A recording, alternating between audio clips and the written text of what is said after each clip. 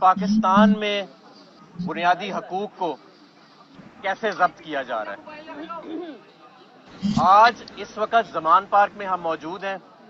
हमारा रैली का टाइम है आज, और रैली अभी कुछ ही देर में शुरुआत होने वाली थी। जमान पार्क के इर्द गिर्द तमाम रास्तों को कंटेनर से ब्लॉक कर दिया गया। हमारे कारकुनों को गिरफ्तार किया जा रहा है।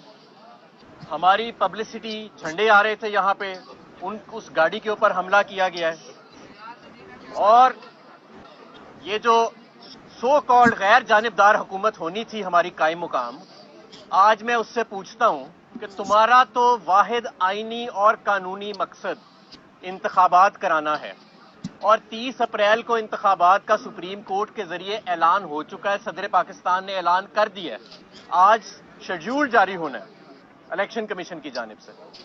और आप कह रहे हैं कि 7 दिनों के लिए शहर में कोई सियासी सरगर्मी या कोई रैली जुलूस नहीं निकलेगा। तो ये किस चीज का इलेक्शन करा रहे हैं आप, अगर सियासी एक्टिविटी नहीं हुई? ये साबित करता है कि ये जो हमारी हुकूमत है जरदारी के बच्चे की, ये हुकूमत गैर जानिबदार नहीं है। ये हुकूमत कहीं से डिक्टेशन ले रही है।